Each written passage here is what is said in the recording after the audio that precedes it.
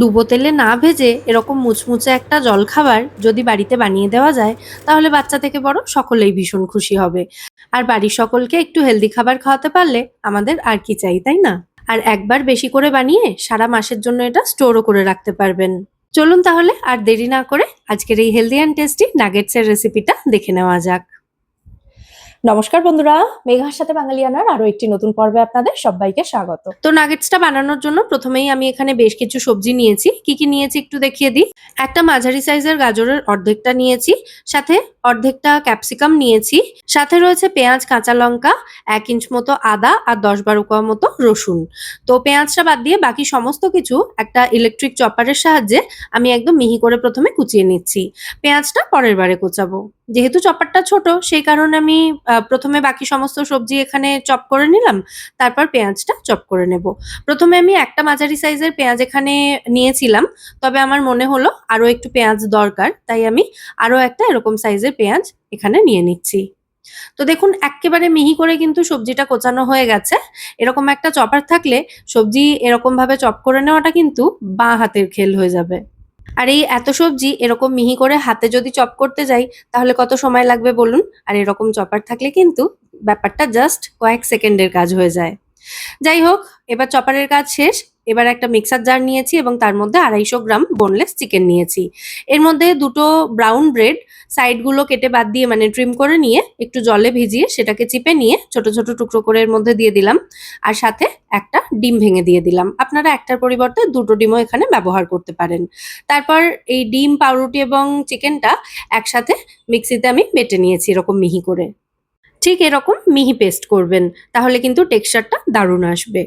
তো এবার চপ করে রাখা সমস্ত সবজি এর মধ্যে দিয়ে দিচ্ছি এই চিকেনের মধ্যে, মানে চিকেনের পেস্টটার মধ্যে। তারপর এর মধ্যে বেশ কিছু মশলাপাতি দেব। প্রথমেই দিয়ে দিচ্ছি স্বাদ অনুযায়ী নুন, 1 টিস্পুন রেড চিলি ফ্লেক্স দিলাম, আপনারা যে যার স্বাদ অনুযায়ী দিতে পারেন।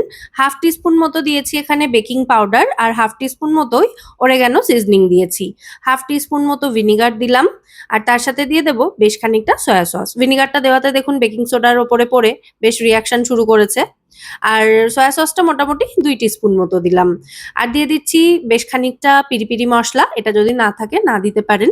আর এরপর আমি একটু বাড়িতে চিজ বানানোর চেষ্টা করেছিলাম, যদিও সাকসেসফুল হয়নি, তাই রেসিপি চেয়ে লজ্জা দেবেন না। মজরেলা চিজ বানাতে চেষ্টা করেছিলাম, টেক্সচারটা ভালো হলেও মানে সেই চিজ পুলটা খুব একটা ভালো আসেনি। আর যেহেতু বাড়িতে একদম ফ্রেশ দুধ দিয়ে বানানো, সেই কারণে একটু বেশি করেই আমি চিজটা দিলাম। আপনারা যদি চিজ কিউব ব্যবহার করেন, মানে প্রসেস চিজ ব্যবহার করেন, জাস্ট একটা কিউব ব্যবহার করতে পারেন এভাবে গ্রেট করে। তো এরপর সমস্ত উপকরণ একসাথে খুব ভালো করে মিশিয়ে নিচ্ছি। আর মেশাতে মেশাতেই মনে পড়লো এর মধ্যে একটুও তেল বাটার কিছুই দিইনি আমি। তো এটা মেশাতে মেশাতেই এর মধ্যে 1 চামচ মতো সাদা তেল দিয়ে আবারও সমস্ত উপকরণ ভালো করে মিশিয়ে নিয়েছি। তেলটা কিন্তু চিকেনের ময়েশ্চারটা ধরে রাখতে সাহায্য করবে এবং নাগেটসটা জুসি হবে। তো সমস্ত কিছু আবারও ভালো করে মিশিয়ে এটাকে ঢাকা দিয়ে 15 মিনিট মতো রেখে দেবো সাইডে। আর এই সময় আমি একটু ব্রেড ক্রাম্বস তৈরি করে নেব। তো তার জন্য এখানে সাদা পাউরুটি বা হোয়াইট ব্রেড নিয়েছি 4 পিস, 4টে স্লাইস নিয়েছি।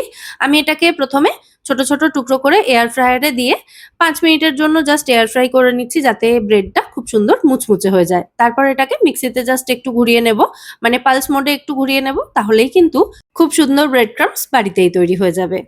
তো ব্রেড ক্রাম্বসও রেডি আর চিকেনের মিশ্রণটাও রেডি। তো এবার নাগেটস গুলো গড়ে ফেলি ঝটপট। নাগেটস গুলো গড়ার সময় চিকেনের এই মিশ্রণটাকে হাত দিয়ে তুলতে যাবেন না ভুলেও, কারণ এটা ভীষণই স্টিকি হয়। তো এটাকে হ্যান্ডেল করা কিন্তু ভীষণ মুশকিল হয়ে যাবে। আমি প্রথমে একটা হাত দিয়ে তুলেছিলাম দেখুন। তো কোনো রকম ভাবে এটাকে ওই 2 হাতের সাহায্যে একটুখানি গড়িয়ে নিলাম ব্রেড ক্রাম্বস এর মধ্যে। তবে এভাবে কিন্তু বেশ অসুবিধা হয়, তাই যেটা করবেন সেটা হলো চামচ দিয়ে এই চিকেনের মিশ্রণটা একটু তুলে ব্রেড ক্রাম্বস এর মধ্যে দেবেন। তারপর হাতে করে ব্রেড ক্রাম্বস তুলে এই মিশ্রণটাকে কোট করে নেবেন পুরোটাকে। তারপর এটাকে এইভাবে হালকা হাতে চেপে চেপে নাগেটসের শেপ দিয়ে নেবেন। ব্যাস, হয়ে গেল। ইজি হয়ে গেল না কাজটা? হাতেও লেগে যাবে না মিশ্রণটা, আর এটা কিন্তু সুন্দরভাবে শেপও দেওয়া হয়ে যাবে। আর যেহেতু মিশ্রণটা বেশ স্টিকি হয়েছে, তাই এটাকে কিন্তু আর আলাদা করে ডিমের গোলায় বা কর্নফ্লাওয়ারের গোলায় ডোবানোর দরকার নেই। তাও যদি আপনাদের প্রচুর কাজ করতে ইচ্ছা হয় তাহলে করে নেবেন। তবে আমি ডিরেক্টলি এই মিশ্রণটাকে এই ব্রেড ক্রাম্বস এর মধ্যে গড়িয়ে নিচ্ছি, যেটা কিন্তু খুব সুন্দরভাবে এর গায়ে কোট হয়ে যাবে। কিছু নাগেটস এর সাথে সাথে এই যে বড় বড় প্যাটি টাইপের দেখতে পাচ্ছেন, এগুলো আমি বার্গারের জন্য রেখেছি। মেয়ের স্কুল টিফিনেও মাঝে মধ্যে এগুলো আমি বার্গার প্যাটি হিসেবে দিয়ে দিই বার্গারের ভেতরে। তো যে পরিমাণ উপকরণ ব্যবহার করেছি তাতে এরকম 3 প্লেট নাগেটস আমাদের তৈরি হয়েছে। আর প্রথম প্লেটটা ভর্তি হয়ে যাওয়ার পরেই ওটাকে আমি কিছুক্ষণ ডিপ ফ্রিজে রেখে দিয়েছিলাম, যেগুলো খুব সুন্দর কিন্তু সেট হয়ে গেছে। দেখুন এই যে হাতে তুলে দেখাচ্ছি আমি। এবার এগুলোকে চাইলে মনের মতো করে যেরকম ইচ্ছে শেপও আপনারা দিতে পারেন। মানে প্রথমে যে নরম ব্যাপারটা ছিল, কিছুক্ষণ ডিপ ফ্রিজে রাখার ফলে এটা কিন্তু খুব ভালো মতো সেট হয়ে গেছে। তো কয়েকটা আমি এয়ার ফ্রাই করে দেখাবো আর কয়েকটা আমি শ্যালো ফ্রাই করে দেখাবো। তো যেগুলো আমি এয়ার ফ্রাই করব সেগুলোকে এয়ার ফ্রায়ারের ওই বাস্কেটটার মধ্যে দিয়ে দিচ্ছি। এবার ওপর থেকে সামান্য একটু অয়েল স্প্রে করে দিয়ে তারপর এগুলোকে এক এক পিঠ 10 মিনিট করে এয়ার ফ্রাই করব 200 ডিগ্রি সেলসিয়াসে। আর আমার মনে হয় তেলে ফ্রাই করার থেকে এই নাগেটস গুলো যদি এয়ার ফ্রাই করা হয় তাহলে কিন্তু বেশি মুচমুচে হয়। তো এয়ার ফ্রাই করতে দিয়ে দিলাম আমি 10 মিনিটের জন্য। তবে সময়টা একটু বেশি লাগে, যেখানে এয়ার ফ্রায়ারে এক একটা ব্যাচ তৈরি করতে 20 মিনিট করে সময় লাগে, সেখানে তেলে ভেজে নিলে এগুলো 5 মিনিটে রেডি হয়ে যায়। তো কড়াইতে অল্প একটু সাদা তেল ভালো করে গরম করে নিয়ে এগুলোকে আমি শ্যালো ফ্রাই করে নিচ্ছি। আপনারা চাইলে কিন্তু এগুলোকে ডিপ ফ্রাইও করতে পারেন। প্রথমে মিনিট 3 লো টু মিডিয়াম ফ্লেমে রেখে ভাজবেন। তারপর হাই ফ্লেমে দিয়ে দুপিঠ থেকে খুব সুন্দর মুচমুচে হয়ে গেলে এগুলোকে নামিয়ে নেবেন। আর এদিকে এয়ার ফ্রায়ারের নাগেটস গুলো আমি একবার করে উল্টে দিচ্ছি 10 মিনিট পর, দিয়ে আবারও 10 মিনিট টাইম দিয়ে আর একটা পিঠ আমি এয়ার ফ্রাই করব। আমার বাড়িতে কিন্তু এই চিকেন ভেজিটেবল নাগেটস বাচ্চা থেকে বড় সকলের পছন্দের। আপনারাও অবশ্যই রেসিপিটা বাড়িতে ট্রাই করে দেখবেন। তো দেখুন এদিকে যেগুলো আমি তেলে শ্যালো ফ্রাই করছিলাম, সেই নাগেটস গুলোর প্রথম ব্যাচটা কিন্তু এখানে আমার রেডি হয়ে গেছে, মানে খুব ভালো মতো ফ্রাই হয়ে গেছে চারিদিক থেকে। তো এবার এগুলোকে আমি টিস্যু পেপারের উপরে তুলে নিচ্ছি।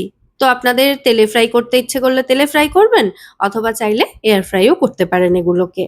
তো আমার এখানে তেলে ভাজা এবং এয়ার ফ্রায়ারে ভাজা চিকেন নাগেটস একেবারে রেডি হয়ে গেছে। দেখুন সবটাকে আমি একসাথে সার্ভ করে দিচ্ছি। আর এগুলোর সাথে ডিপ হিসেবে আমি এখানে তন্দুরি মেও দিয়েছি। আপনারা পছন্দ মতো যেকোনো ডিপের সাথে এগুলো সার্ভ করতে পারেন। খেতে দুর্দান্ত হয়। অবশ্যই রেসিপিটা বাড়িতে ট্রাই করবেন। বারবার বলছি, মানে এটা আমার অনুরোধ আপনাদের কাছে, যে আমার উপরে ভরসা করে হলেও একবার ট্রাই করে দেখবেন রেসিপিটা। আর রেসিপিটা দেখে আপনাদের কেমন লাগলো সেটা কিন্তু অবশ্যই আমাকে কমেন্টে জানাবেন। যদি ভালো লেগে থাকে ভিডিওটাকে বরাবরের মতো একটা লাইক এবং শেয়ার করে দেওয়ার অনুরোধ রইল। ওপর থেকে আমি একটু পেরি পেরি মশলা ছড়িয়ে সার্ভ করছি। আপনারা চাইলে চাট মশলাও ছড়িয়ে দিতে পারেন। তো দেখুন যেমনটা বলছিলাম, এয়ার ফ্রায়ারের নাগেটস গুলো কিন্তু তেলে ভাজা নাগেটসের থেকেও বেশি মুচমুচে হয়। দেখুন বাচ্চারা তো সন্ধ্যের দিকে একটু বাইরের খাবার খাওয়ার জন্য জেদ করেই। তো তাদেরকে এরকম ভাবে চিকেন নাগেটস বাড়িতে বানিয়ে দিলে মা হিসেবে আপনারও শান্তি যে বাচ্চা ভালো কিছু খাচ্ছে। কারণ ডিম, চিকেন, ভেজিটেবল সবই আছে এর মধ্যে। আর আরো একটা বিষয়ে শান্তি হবে যে ওই বাইরের আনহাইজেনিক খাবার দাবার বাচ্চাদের খেতে হবে না। দোকানে তেলে ভাজার যে তেলটা থাকে সেটা দেখবেন একদম ডিজেলের মতো দেখতে হয়ে যায়। কতদিন ধরে ইউজ করে সেটা তো কেউ জানে না। যাই হোক, আজ তাহলে এ পর্যন্তই। আবার দেখা হবে আপনাদের সঙ্গে পরের পর্বে নতুন কোনো রেসিপির সাথে। সবাই সুস্থ থাকবেন, ভালো থাকবেন এবং সবাইকে খুব ভালো রাখবেন। নমস্কার।